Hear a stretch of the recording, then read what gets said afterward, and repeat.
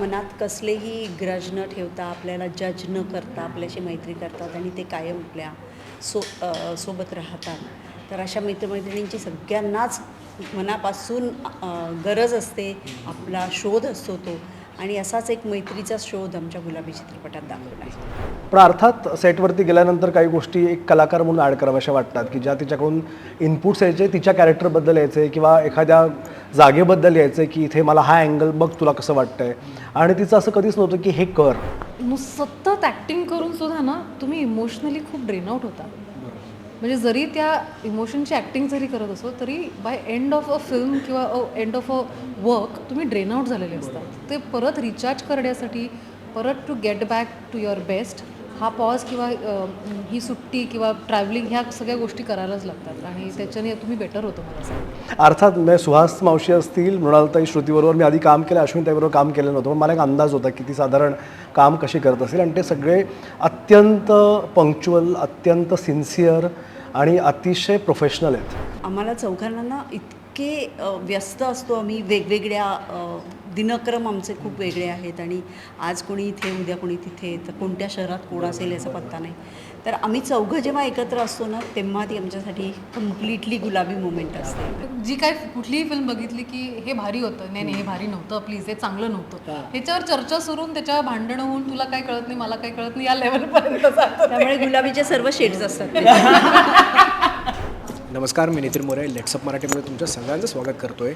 22 तारखेला ना एक नवा कोरा मराठी करकरीत चित्रपट आपल्या भेटीला येणार आहे आणि त्याच चित्रपटातील गोड कलाकार माझ्यासोबत आहेत. मित्र बोलून की फॉर्च्युनेट की 2 सोन परांसोबत मी इंटरव्ह्यू करणार आहे. दोघींनी पण परीची भूमिका ज्या पद्धतीने निभावलेली ते आज देखत प्रेक्षकांच्या आठवणीमध्ये आहेत. आणि एका साईडला जो दिग्दर्शक आहे त्याने मोस्ट हँडसम कपसुद्धा त्यांनी मिळवलेला आहे, तोसुद्धा पदवी मिळवलेली आहे. गुलाबी चित्रपट येतो आहे. गुलाबी चित्रपटासारखे खरंच खूप सुंदर सुंदर डेस्टिनेशनवर तुम्ही काम केलं आहे. खूप चांगल्या सुंदर सुंदर डेस्टिनेशनवर तुमचं शूट झालं आहे.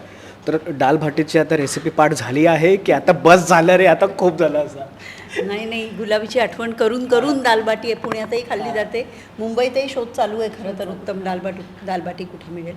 सो ते दिवस परत परत आठवायला खूप आवडतं. नक्कीच.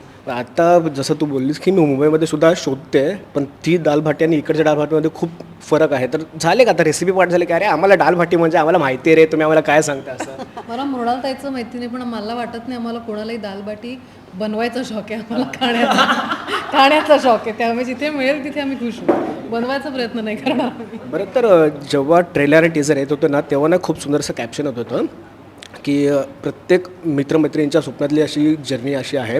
तर जेव्हा आपण काम करत असतो ना, तेव्हा आपले नातेवाईक, आपला परिवार आपल्यासोबत असतो, पण आपले मित्रसुद्धा तेवढेच जवळचे असतात आणि त्यांच्यासुद्धा खूप जास्त साथ असतो. काय सांगेल, किती भारी असतं की यार बाबा आपले पण मित्र असे आहेत जे आपल्यासोबत आपल्या प्रवासाला सुद्धा तेवढा सपोर्ट करतात. बोलतोय काय सांगू? असे अनेक मित्र मैत्रिणी कायम आपल्याजवळ असतात की जे कधीकधी आपल्याला नातेवाईकांपेक्षा जास्ती महत्त्वाचे असतात. आणि ते आपल्याला मनात कसलेही ग्रज न ठेवता, आपल्याला जज न करता आपल्याशी मैत्री करतात आणि ते कायम आपल्या सोबत राहतात. तर अशा मित्रमैत्रिणींची सगळ्यांनाच मनापासून गरज असते. आपला शोध असतो तो, आणि असाच एक मैत्रीचा शोध आमच्या गुलाबी चित्रपटात दाखवला आहे. बरं, श्रुती, मला तुला विचारायला आवडेल की रमा माधवमधून डायरेक्टर करत असताना, ताईच्या हाताखाली काम करत असताना कोस्टार म्हणून सुद्धा काम करतेस. कधी कधी असं शूट सुरू असताना ताईच्या आतमध्ये दडलेला डायरेक्टर येत होता का समोर की श्रुती असं करतेस का, श्रुती ते करून बघतेस का? नाही, मला नाही, मला ह्याचं उत्तर मी द्यायला पाहिजे. मला नाही सांगितलं. अभ्यंगला डिरेक्टर आतमधला जागा झाल्यानंतर 4 गोष्टी अभ्यंगला सांगितलं. अभ्यंग, आम्हाला तुला विचारायला आवडेल की आलेलं आहे का ताईकडून असं की अभ्यंग हे करून बघूया का, ते करून बघूया का, असं काय? आय थिंक आम्ही ना होमवर्क खूप जास्त केला होता. म्हणजे तो एक, आय थिंक तो तिचाही स्वभावाचा एक भाग आहे आणि माझाही स्वभावाचा एक भाग आहे. आणि त्यामुळे हे डिस्कशन्स आधीच झालेली होती की आपण हे ट्राय करूया. पण अर्थात सेटवरती गेल्यानंतर काही गोष्टी एक कलाकार म्हणून ॲड कराव्याशा वाटतात की ज्या तिच्याकडून इनपुट्स यायचे, तिच्या कॅरेक्टरबद्दल यायचे किंवा एखाद्या जागेबद्दल यायचे की इथे मला हा अँगल बघ, तुला कसं वाटतंय. आणि तिचं असं कधीच नव्हतं की हे कर, हे बघ तुला कसं वाटतंय, अशा टाईपचं असायचं. आणि आम्ही आय थिंक खूप क्लोज होत, त्यामुळे ती त्या हक्काने मला सांगूही शकते आणि मी हक्काने नाही करावं असं वाटलं तर नाही म्हणू शकतो. पण मला मोस्ट ऑफ द टाइम्स ते छान वाटायचं आणि मग आम्ही ते केलं आहे सुद्धा. पण डेफिनेटली त्यांनी जास्त मजा झाली फिल्मला. मग इट्स लुकिंग ब्युटिफुल. बरं, तर आता ना हळूहळू चित्रपटातली गाणी आउट होतात आहेत. 3 गाणे आय थिंक सो आउट झाले आहेत. सुंदर गाणे आहेत. मला त्यातलं एक मला पर्सनली आवडलेलं गाणं म्हणजे फिरुनी पुन्हा जन्मेन मी. मला ना ते असं असतं ना की आता खूप झालं रे, आता खूप काम केलं, खूप काय केलं, आता मला स्वतःसाठी जगायचं आहे. 2 स्त्रिया म्हणून सुद्धा असं कधी वाटलं की भाई आता थोडं थांबूया, आता ना आपण स्वतःसाठी करूया आणि कुठेतरी आपण बाहेर जाऊ, असं झालं तिथे? मला तर कायमच होतं.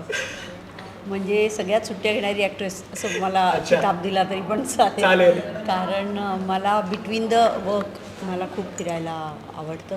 कारण फिरताना तुम्ही स्वतःला शोधता, तुम्ही समृद्ध होता, तुम्ही वेगवेगळी ठिकाणं बघता, तुम्ही विचार करता, तुम्हाला थांबून मागचा विचार करता येतो किंवा पुढे काय करायचं आहे याचं प्लॅनिंग करता येतं.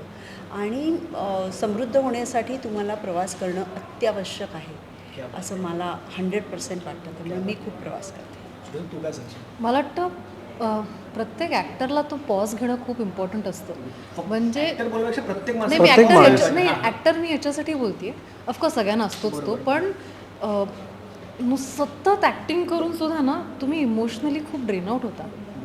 म्हणजे जरी त्या इमोशनची ॲक्टिंग जरी करत असो तरी by end of a film किंवा एंड ऑफ अ वर्क तुम्ही ड्रेन आउट झालेले असतात. ते परत रिचार्ज करण्यासाठी, परत to get back to your best, हा पॉज किंवा ही सुट्टी किंवा ट्रॅव्हलिंग ह्या सगळ्या गोष्टी करायलाच लागतात आणि त्याच्याने तुम्ही बेटर होतो, मला असं वाटतं. बरं, तर जसं पिंक शहर आपण बोलतो राजस्थानला वगैरे, त्या ठिकाणी तुमची शूट झालं आहे. तिकडची धमाल माझ्या मस्त आहे. आम्ही ट्रेलरची दमरामध्ये सुद्धा ऐकली आहे. म्हणजे ट्रेलर सुरू होता आणि त्याच्यानंतर जे किस्से आम्हाला ऐकायला मिळत होते ना, एक मग श्रुतीने हे केलं, मग ताईने हे केलं, हे खूप भारी होतं. पण असं कधी होतं का की चला आता शूट वगैरे झालं आहे, शूटपर्यंत आपण सगळे सोबत असतो, पण त्यानंतर ना आपण आपापल्या कामाला लागतो. ह्या पिकनिकनंतर असं झालं आहे काय, शूटनंतर, की आपण परत तिघी जाऊया का, किंवा श्रुती आपण जाऊया का इकडे, किंवा मृणालताई आपण इकडे जाऊया का, असं झालं दोघींचं किंवा तिघींचं कन्व्हर्सेशन काय? नक्कीच झालं आहे. आम्ही आता लवकरच अश्विनीला भेटायला अमेरिकेला जाणार. अरे भाई साहब, म्हणजे त्याच्यावर आधी एक नवीन चित्रपट आला, त्याला आम्हाला आवडेलच. मला अभिनव तुला विचारायला आवडेल की दिग्दर्शक म्हणून जेव्हा तू या तिघींसोबत, मित्र म्हणून की फक्त तिघी नाही तर सुहासताईसुद्धा तेवढीच महत्त्वाची आहे, तीसुद्धा या सिनेमामध्ये काम करते, किती भारी वाटतं. आणि किती जरा असतं की चला आपण शूट करूया का, कारण का तिघी चौघी जेव्हा स्त्रिया भेटतात ना तेव्हा काम तर होतच होतं, पण गॉसिपसुद्धा तेवढं होतं. तर झालं का कधी, अरे थांबा रे, आधी करून घ्या रे, असं काही? मला वाटतं की एक डिरेक्टर म्हणून माझा हा होमवर्क आधी झालेला होता की ह्यांचे साधारण स्वभाव कसे आहेत. अर्थात मी सुहास मावशी असतील, मृणालताई, श्रुतीबरोबर मी आधी काम केलं, अश्विनताईबरोबर काम केलं नव्हतं, पण मला एक अंदाज होता की ती साधारण काम कशी करत असेल. आणि ते सगळे अत्यंत पंक्च्युअल, अत्यंत सिन्सिअर आणि अतिशय प्रोफेशनल आहेत. आणि ज्याचं कारण म्हणून ते जिथे आहेत तिथे आहेत इंडस्ट्रीमध्ये, त्याच्या पाठीमागचं ते कारण आहे. बऱ्याच वेळेला आपण ते कारण कधीच बघत नाही, आपल्याला फक्त माणसाचं यश दिसत असतं, पण एक हार्डवर्क आपल्याला कधी दिसत नाही. 3 जणी यांना कास्ट करण्याच्या पाठीमागचं कारण असं होतं, कारण माझं ते एक स्वप्न होतं, एक अगदी काय म्हणूया एक पुरुषार्थ स्वप्न होतं ते, एक की अशा 3 सुंदर मुली एका फ्रेममध्ये कशा दिसतील.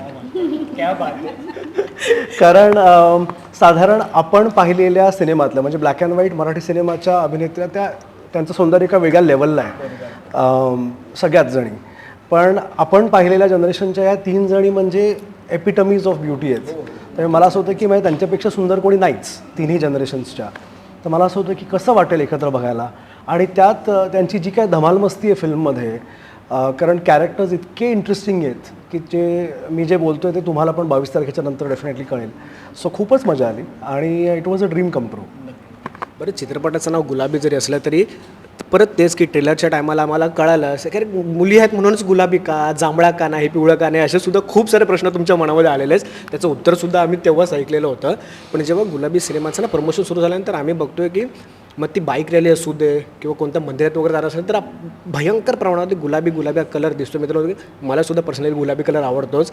खऱ्या आयुष्यामध्ये तुमच्या तिघांच्या आयुष्यामध्ये सुद्धा असं एखादी कोणती गुलाबी व्यक्ती आहे किंवा असा कोणता गुलाबी मोमेंट जिकडे कळालं की भाई चला हा आपल्यासाठी खास आहे मोमेंट, तर या मोमेंटला आपण गुलाबी म्हणून साकार केलं पाहिजे? आता आमच्या घरात काय झालं आहे, विराजस, शिवानी 2 ॲक्टर्स, विराजस डिरेक्टर, माझा नवरा हा वकील आहे पण तो पण थिएटर ॲक्टर होता आधी. तर आम्हाला चौघांना ना इतके व्यस्त असतो आम्ही, वेगवेगळ्या दिनक्रम आमचे खूप वेगळे आहेत आणि आज कोणी इथे उद्या कोणी तिथे, तर कोणत्या शहरात कोण असेल याचा पत्ता नाही. तर आम्ही चौघं जेव्हा एकत्र असतो ना तेव्हा ती आमच्यासाठी कम्प्लिटली गुलाबी मोमेंट असते आणि आम्ही सगळेच खूप वाट बघतो अशा दिवसात की हे 2 दिवस या महिन्यातले आपण एकत्र आहोत. मग तो कोणताही सण असो, दिवाळी असू दे, गणपती हां हां, त्याची तर आता आयुष्यभर सवय झालीच आहे. कारण कलाकाराला कसली दिवाळी आणि कसले दसरे, वाढदिवससुद्धा आपल्याला जेव्हा जमेल तेव्हा आपण साजरी करतो. त्यामुळे जेव्हा आपण एकत्र आहोत संपूर्ण फॅमिली, तीच गुलाबी मोमेंट माझ्यासाठी असते. काय सांगते?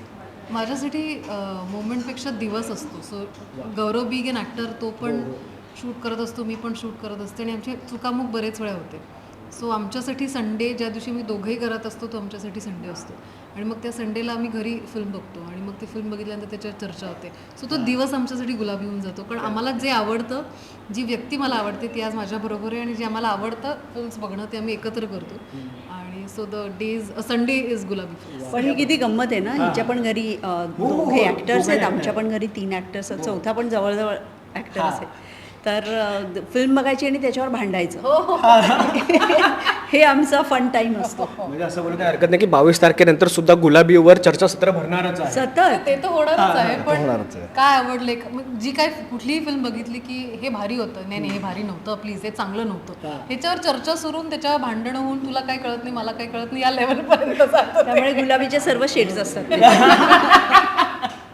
अभ्यंगा, तू काय सांगशील आत्तापर्यंतची कोणती अशी मुवमेंट आहे जी अभ्यंगासाठी गुलाबी होते आणि काहीतरी भाई आपल्याला आपण केलं असं? क्लिशे साऊंड न करता सांगतोय की ट्रॅव्हल करणं आणि फ्रेंड्सबरोबर वेळ घालवणं हे माझ्यासाठी गुलाबी मुवमेंट असते. म्हणून मला वाटतं गुलाबी सुचला असावा. पण मित्रमैत्रिणींबरोबर वेळ घालवताना जेव्हा लाफ्टर अटॅक्स येतात, मला ते फार आवडतात, कारण आजूबाजूच्या लोकांना काहीच कळत नसतं की काय चाललंय आणि आम्ही फक्त हसत इथे जे कळतं ना, हिला पण खूप येतात आणि मग आम्ही सेटवरती असे खूप वेळ घालवला आहे आम्ही. पण मित्रमैत्रिणीबरोबर खास करून की कोणीच काही बोलत नसताना आम्ही 2 जण एकमेकांकडे बघतो, हसायला लागतो. कॉन्टॅक्ट द्या. हां, किंवा 3 जण, बाकी कोणाला काहीही कळेल नाही आहे. सो दॅट इज गुलाबी मोमेंट फॉर म्हणजे ते प्राइसलेस असतं म्हणजे ते, आणि एंडपर्यंत कळेल नसतं कारण की हे नेमके कशावर हसत होते, ती मजा असते त्याची. नाही म्हणजे ना, हे कसं माहिती आहे काय, शूटच्या दरम्यान सुद्धा असे अनुभव आलेच असतील, पण मला ना असं वाटतं की भाई खऱ्या आयुष्यामध्ये सुद्धा असं व्हायला पाहिजे नाही, असं झालं तरच मजा आहे. एक शेवटचा प्रश्न मला तुम्हाला विचारायला आवडेल की एक दिग्दर्शक म्हणून निर्माती म्हणून आणि कलाकार म्हणून मराठी चित्रपटसृष्टीला म्हणजे असं नाही बोलत की फक्त मराठी चित्रपटसृष्टीमध्येच, की हिंदी चित्रपटसृष्टीमध्ये सुद्धा ना कॉम्पिटिशन खूप वाढलं आहे. एकाच दिवशी खूप 3-3, 4-4 चित्रपट येतात. 22 तारखेला सुद्धा आपल्यासोबत 2 ते 3 चित्रपट आहेच आहेत किंवा एक चित्रपट तर आहेच आहे. कलाकार म्हणून धाकधूक असते, भीती वाटते, की कलाकार म्हणून एक समाधानसुद्धा असतं की चला बाबा, फक्त आम्ही नाही आहोत तर आमच्यासोबत बाकीचे सगळेसुद्धा आहेत. काय सांगाल? चल, समाधान कसलं असेल, थिएटर्स कमी मिळतात, शोज कमी मिळतात, ती कॉम्पिटिशन फार भयंकर कॉम्पिटिशन असते. पण आता मी इकडे न बघता सांगते की जेव्हा मी फक्त अभिनेत्री असते तेव्हा कमी टेन्शन असतं, जेव्हा दिग्दर्शक आणि निर्मातीसुद्धा असते तेव्हा खूपच जास्त प्रेशर असतं. कारण ते त्या 2 दिवस आधीपर्यंत कळत नाही शोज किती मिळणार आहेत, कुठे मिळणार आहेत, मग त्यासाठी अजूनही भांडावं लागतं. मग मराठी चित्रपटांना नेहमीच साईड ट्रॅक केलं जातं, त्यासाठी भांडावं लागतं. हे याचं वाईट वाटतं की आपण एवढी मेहनत करून चित्रपट निर्माण करतो आणि तो दाखवायला आपल्याला आपल्या राज्यामध्ये, महाराष्ट्रामध्ये त्रास व्हावा, याचं खूप वाईट वाटतं. फिल्म अजून प्रोड्यूस नाही केली, जे काही प्रोड्यूस केलं ती मालिका, त्यामुळे ही धाकधूक अजून माहिती नाही. पण अभिनेत्री म्हणून मला नेहमी असं वाटतं की ही भीती नेहमीच राहिली पाहिजे आणि असं कधीच ठीक आहे आज पिक्चर रिलीज झाला काही फरक पडत नाही असं नाही झालं पाहिजे. ती भीती पण इम्पॉर्टंट आहे, कारण आपल्यासाठी आपलं ऑडियन्स सगळं आहे. बरोबर. सो त्यांना काय वाटतंय, त्यांना फिल्म आवडेल का नाही, ही भीती सदैव राहिली पाहिजे आणि जी अजूनही आहे माझ्या. मला अजूनही 22 नोव्हेंबर म्हटलं की असं काय होणार असं होतं. म्हणजे एका अर्थामध्ये ती भीतीसुद्धा चांगलीच आहे असं बोलायला काय हरकत नाही आपल्याला. दिग्दर्शक साहेब काय सांगतात? माझ्याकडे थोडंसं दुभंगलेले विचार आहेत, कारण एक निर्माता पण आहे आणि डिरेक्टर पण आहे. सो निर्माता माझ्यातला म्हणतो की खूप प्लॅनिंग करून ही तारीख काढली आहे तर तो योग्यच आहे निर्णय, ठीक आहे, तर तू बिंदास पुढे हो, असं माझ्यातलाच निर्माता माझ्यातला दिग्दर्शकाला सांगतो की काही नाही, तू जा व्यवस्थित पुढे, आपण खूप प्लॅनिंग केलेलं आहे, आपण जोरदार पब्लिसिटी कॅम्पेन केली आहे, सगळं केलेलं आहे छान, आपली स्टोरी छान आहे वगैरे वगैरे, आणि जे काय घडतं ते बघूया, म्हणजे तो फायनली रिझल्ट येईल. दिग्दर्शक मात्र म्हणतोय की कॉन्टेंट आहे का, तर तो धमाल कॉन्टेंट आहे. नक्कीच. आणि त्याच्याबद्दल दिग्दर्शक प्रचंड कॉन्फिडंट आहे. दिग्दर्शक म्हणतोय की अशा प्रकारचं कॉन्टेंट आलेलं नाही. आणि मी पण याच जनरेशनचा आहे, सो मलाही असं खूप वाटतं की हिंदीतले इतके छान छान सिनेमे बघून की अशा फिल्म्स मराठीत का बनत नाहीत.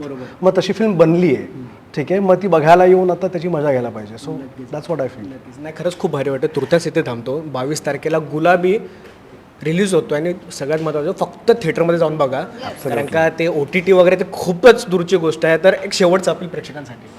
चित्रपट OTTवर बघूच नका खरं तर. जर तो थिएटरमध्ये प्रदर्शित झाला नाही तरच तो OTTवर बघा. पण जर मराठी चित्रपट, कोणताही मराठी चित्रपट तुम्हाला ज्याबद्दल उत्कंठा वाटेल, जो चित्रपट तुम्हाला पाहावासा वाटेल, तो तुम्ही पहिल्या आठवड्यात आणि पहिल्या शुक्रवार, शनिवार, रविवारमध्ये बघा. तरच चित्रपट पुढे चालू राहतात आणि ते प्रेक्षकांपर्यंत पोहोचतात. त्यामुळे आता 22, 23 आणि 24 या 3 दिवसात तुम्हाला गुलाबी पाहायचा आहे. नाही, खूप ऑलरेडी खूप छान सांगितलं, वेगळं सांगायची गरज नाही आहे. 22 नोव्हेंबरला आमचा चित्रपट गुलाबी येतोय. प्लीज नक्की जाऊन बघा, मला खात्री की तुम्हाला आवडेल. नक्कीच. दिग्दर्शक साहेब, गुलाबीचा रंग किती गुलाबी आहे हे बघायला थिएटर्समध्ये यावं लागेल. क्या बात आहे. हे दिग्दर्शकाचं उत्तर आहे. हे खरं दिग्दर्शकाचं उत्तर. एवढं नक्की. त्यामुळे 22 तारखेला सिनेमा हॉल्समध्ये भेटूया. It's a date. सो नक्कीच. नाही, खरंच खूप भारी वाटतं. तुर्तास मी इथे थांबतो आणि धन्यवाद आमच्यासोबत गप्पा मारल्याबद्दल. तुमच्या तिघांसोबत, तुमच्या संपूर्ण टीमला all the very best. Thank you so much. Thank you.